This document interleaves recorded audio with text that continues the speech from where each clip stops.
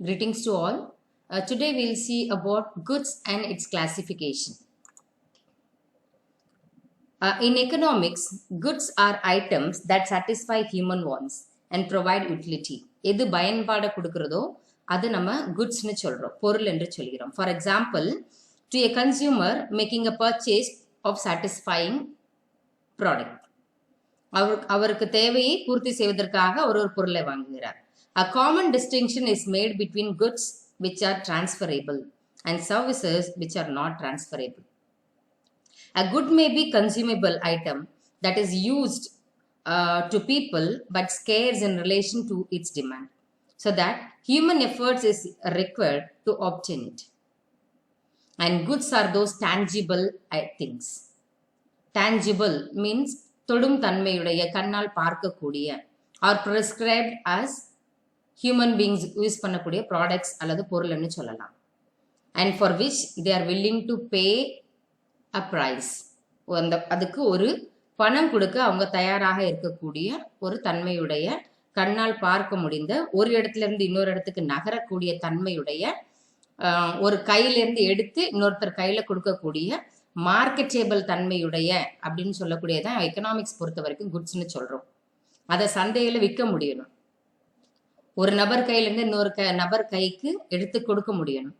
அந்த மாதிரி தன்மையுடையதாக இருந்தால் அதை நம்ம குட்ஸ்னு சொல்றோம். That is, goods defined as any commodity, product or services which are useful for people and have money value. So goods are also known as commodities or products. Commodities no, products no சொல்லலாம். So anything that has utility, பயன்பாடு இருந்தால் அதை goodsனு சொல்லலாம். Anything that has utility is called a good. Generally, we classify goods into two: free goods and economic goods. So free goods அப்படின்னு சொன்னா it's a gift from nature, விலை இல்லாதது. These are freely available, plenty. So the free goods cannot be produced by human beings. மனிதனால் உருவாக்கப்பட்டது அல்ல. For example, air, water, sunlight இதெல்லாம். இதே வாட்டரை ஒரு பேக்கேஜ் பண்ணிட்டு மனிதன் அதற்கான ஒரு செயல்களை வச்சு ஒரு விலையை நிர்ணயித்து அதை இன்னொரு நபருக்கு கொடுக்கும்படியான ஒரு தன்மையை உருவாக்கினால் that becomes an economic goods-ஆ மாறிடுது. அப்ப economic goods-னா என்ன அப்படின்னு கேட்டா, so economic goods are those goods which are produced by human beings and they are available in limited quantities. ஒரு அளவோடு காணப்படுகிற, ஆரை போல் கடலை போல் நீர் அப்படின்னு சொல்ல அல்லாமல் ஒரு லிமிட்டெட் குவான்டிட்டியா, இத்தனை பேக்கேஜ், இத்தனை வாட்டர் பாட்டில் அப்படின்னு சொல்லி ப்ரொடியூஸ் பண்ணக்கூடிய ஒரு தன்மை. So these goods are available at a price. Prices are fixed for these products. And this economic goods are also known as scarce goods. பற்றாக்குறை அப்படிங்கிறது இந்த பொருள்களில் தான் வருகிறது. காற்றிலோ நீரிலோ அல்லது சூரிய வெளிச்சத்திலேயோ பற்றாக்குறை வருவதில்லை. தேவையும் பற்றாக்குறையும் வருவது எங்க அப்படின்னு கேட்டா, வான்ஸ் தேவைப்படுறது எங்க அப்படின்னு கேட்டா அந்த எக்கனாமிக் குட்ஸ் தான். பற்றாக்குறை வருவதும் எங்கதான் அப்படின்னு கேட்டா இந்த எக்கனாமிக் குட்ஸ் தான், which have been produced and manufactured by human beings.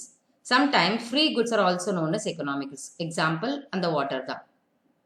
Water free goods தான், but when it is manufactured, when it is processed, when it is fixed priced or packed, ஒரு பேக் பண்ணப்பட்டு ஒரு பாட்டில்லையோ ஒரு பிளாஸ்டிக்லயோ அடைக்கப்பட்டால், அதற்கு ஒரு விலை நிர்ணயிக்கப்பட்டால், ஒரு நபரிடத்துல இன்னொரு நபருக்கோ அல்லது ஒரு இடத்துல இருந்து இன்னொரு இடத்திற்கோ பரிமாறப்பட்டால், that free goods becomes economic goods.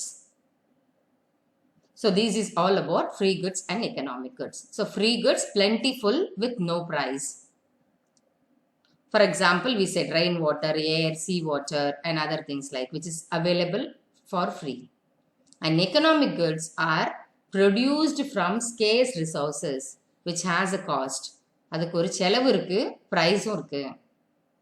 All that we buy and that includes tax எல்லாம் சேர்த்து ஒரு பிரைஸ் ஃபிக்ஸ் பண்ணி பப்ளிக் குட்ஸா, பப்ளிக் கன்சம்ஷனுக்காக வரக்கூடிய குட்ஸ் தான் என்னது இந்த எக்கனாமிக் குட்ஸ்னு சொல்றோம்.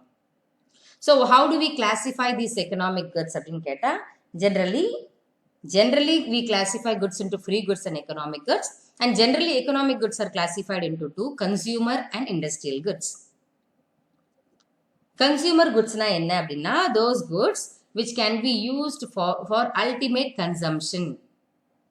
இது நேரடியாக கன்சம்ஷனுக்கு பயன்படக்கூடியது. ஆனால் அந்த இண்டஸ்ட்ரியல் குட்ஸ் அப்படின்னு சொல்லக்கூடியது ஒரு பொருளை வச்சு இன்னொரு பொருளை உருவாக்கக்கூடிய இண்டஸ்ட்ரியில உருவாக்கக்கூடிய ஒரு பொருள். Will see about consumer goods now. The consumer குட்ஸ்னா இதெல்லாம் தான் convenience, shopping and speciality goods. Convenience குட்ஸ்னா என்ன? Demanded by customers frequently in small quantities. Newspaper, drugs, grocery items, food articles, soap, சீப்பு, கண்ணாடி, இந்த மாதிரி இந்த பொருட்கள் எல்லாம் கன்வீனியன்ஸ் குட் அப்படின்னு சொல்றோம். பேசிக் குட்ஸ்னு சொல்லலாம். ஸோ கன்வீனியன்ஸ் குட்ஸ்க்கு ஒரு அடுத்தபடியான step this shopping goods. Shoes, readymade garments, நம்மளோட ட்ரெஸ் மெட்டீரியல்ஸ், ஃபர்னிச்சர், ஜுவல்லரி, இதெல்லாம் நம்ம என்ன சொல்றோம்? அதையும் தாண்டி அத்தியாவசியத்தை தாண்டி ஒரு படி மேல இருக்கக்கூடிய பொருட்கள் ஷாப்பிங் குட்ஸ்னு சொல்றோம். சீப், பொட்டு, கம்மல் இதெல்லாம் வாங்குறோம் இல்லையா? ஸோ இதெல்லாம் நம்ம ஷாப்பிங் குட்ஸ்னு சொல்றோம். அப்போ then what is speciality goods? இந்த camera, car, sports items, refrigerators, இதெல்லாம் speciality goods. So all together will call it as consumer goods. All together இதெல்லாம் சேர்த்து நம்ம கன்சியூமர் குட்ஸ்னு சொல்றோம். Convenience good, shopping goods and speciality goods. So these are consumer goods. Then what are industrial goods அப்படின்னு கேட்டால் இந்த நட்டு, bolt, semi finished items, ஒரு பொருளை உருவாக்குறதுக்கு தேவைப்படுற இன்னொரு பொருட்கள், accessories, fabricating items and the basic raw materials, ஒரு பொருள் மூலப்பொருள், ஆப்ரேட்டிங் சப்ளைஸ், இதெல்லாம் நம்ம இண்டஸ்ட்ரியல் குட்ஸ்னு சொல்றோம். So generally we classify goods, economic goods into two, industrial goods and consumer goods. Then based on the needs, தேவையை பொறுத்து குட்ஸை நம்ம எப்படி கிளாசிஃபை பண்றோம் அப்படின்னு கேட்டா மேனுஃபேக்சர்ட் அண்ட் அக்ரிகல்ச்சர் குட்ஸ்னு சொல்றோம். You know about this. Some goods are manufactured, that are semi-finished or finished goods. முழுமையானதாக அல்லது செமி ஃபினிஷ். செமி ஃபினிஷ்னா பாதியாக உருவாக்கப்பட்ட ஒரு பொருள், அந்த பொருளை வச்சு இன்னொரு பொருளை உருவாக்கலாம். And these are used by producers and consumers. பொருளை உற்பத்தி செய்யறவங்களும் அல்லது அல்டிமேட் கன்சியூமரும் பயன்படுத்தக்கூடிய பொருட்கள்னு சொல்லலாம். இந்த செமி ஃபினிஷ்ட் குட்ஸ்க்கு ஒரு எக்ஸாம்பிள் சொல்ல போனா, இப்ப கார்ல பயன்படுத்தக்கூடிய அந்த நட்டு போல்டு இருக்கு இல்லையா? இந்த நட்டு போல்டு வந்து டைரக்டா நமக்கு அதுக்கு பயன்பாடு ரொம்ப குறைவா இருக்கும். அது எதுல பயன்படும் அப்படின்னா ஒரு காரை உற்பத்தி செய்யறதுக்கு பயன்படும். ஸோ அந்த நட் போல்ட்ஸ் எல்லாம் என்னதுன்னு கேட்டா இட்ஸ் செமி ஃபினிஷ்ட் குட்ஸ். ஆனா அது மேனுஃபேக்சர் பண்ணப்பட்டது, உற்பத்தி செய்யப்பட்ட பொருள். இன்னொரு வகையான உற்பத்தி நம்ம செய்யறோம் எங்க அப்படின்னு கேட்டா அக்ரிகல்ச்சர் லேண்ட்ல விவசாயம் பண்றோம், கல்டிவேஷன்ஸ் பண்றோம், பயிர் வைக்கிறோம். இதெல்லாம் வந்து இதுல இருந்து விளை பொருட்கள், விளைச்சல் கொடுக்கக்கூடிய பொருட்கள். ஸோ இதெல்லாம் வந்து அக்ரிகல்ச்சர் குட்ஸ்னும், அண்ட் எதெல்லாம் உற்பத்தி செய்யப்படுதோ அதெல்லாம் மேனுஃபேக்சர் குட்ஸ்னு சொல்றோம். எக்ஸாம்பிள் ஆஃப் அக்ரிகல்ச்சர் ப்ராடக்ட்ஸ்க்கு என்ன சொல்லலாம்? இந்த vegetables, fruits, cotton, jute, tobacco, these are all agriculture goods. Refers to producers out of cultivation. Okay, so one more classifications, durabilities. Based on durabilities, நிலைத்திருக்கும் தன்மையை பொறுத்து goods ரெண்டா பிரிக்கிறோம். Durable goods and non-durable goods. Durableனா ரொம்ப நேரம் நிலைத்திருக்கக்கூடியது. Non-durableனா ரொம்ப நாள் இருக்காது, பெரிஷபிள் நேச்சர் இருக்கும். பெரிஷபிள்னா மட்கி போகக்கூடிய, அழுகக்கூடிய தன்மையுடைய பொருட்கள் இஸ் non-durables. வேறஸ் டியூரபிள் ப்ராடக்ட்ஸ்னா என்ன அப்படின்னு கேட்டா ரொம்ப நாள் இருக்கும், நான் பெரிஷபிள் குட்ஸ்னு சொல்லுவோம். மட்காது, அழுகாது, அழுகு தன்மையுடைய பொருள் இல்லாம இது ரொம்ப வருஷம், long last, for long period. And these non durables are for short period. For example டியூரபிள்ஸ்க்கு எக்ஸாம்பிள் என்ன சொல்லலாம்? அந்த car, cycle, bike, refrigerator, washing machine, அந்த மாதிரி ஏசி, அந்த மாதிரி ஹார்ட் சப்ஸ்டன்சஸ் ப்ராடக்ட் ரொம்ப வருஷம் இருக்கக்கூடிய ப்ராடக்ட்ஸ். நான் டியூரபிள்ஸ் என்ன சொல்லலாம்? இந்த மாதிரி ஒரு பாக்கெட்ல அடைச்சி விற்கக்கூடிய ப்ராடக்ட், அது ரொம்ப வருஷம்லாம் வைக்க முடியாது. தென் பிரெட், உணவுப் பொருட்கள், வெஜிடபிள்ஸ், ஃப்ளவர்ஸ், இதெல்லாம் நம்ம என்ன சொல்றோம்? நான் டியூரபிள்ஸ் ப்ராடக்ட்ஸ்னு சொல்லலாம். So how many classifications we gave? Generally we classify goods into two, free goods and economic goods. Economic goods நம்ம எப்படி கிளாசிஃபை பண்றோம் அப்படின்னு கேட்டா கன்சியூமர் குட்ஸ் அண்ட் இண்டஸ்ட்ரியல் குட்ஸ்னு சொல்றோம். Consumer goods are convenient shopping goods and this specialty goods. And industrial goods are in the raw material, accessories, semi-finished, operating supplies. These are all industrial goods. So, நீங்க classifications எழுதும் போது ரொம்ப confuse ஆக வேண்டாம். Generally, we classify goods into two, free and economic. Free goodsல வந்து இலவசமாக கிடைக்கக்கூடியது, இயற்கையாக கிடைக்கக்கூடியதெல்லாம் ஃப்ரீ குட்ஸ். எக்கனாமிக் குட்ஸ் தான் குட்ஸு. ஏன்னா அதுதான் என்ன பண்ண முடியும், ஒரு இடத்துல இருந்து இன்னொரு இடத்துக்கு நகர்த்த முடியும். Movable, marketable and tangibility. The basic features of குட்ஸ்ன்னு சொன்னால் டான்ஜிபிலிட்டி, கண்ணால் பார்க்க முடியணும், தொட முடியணும். அப்போதான் அதை எடுத்து இன்னொருத்தர் கையில் கொடுக்க முடியும். உதாரணத்துக்கு நம்ம ஐஸ் கட்டி எடுத்துப்போம்.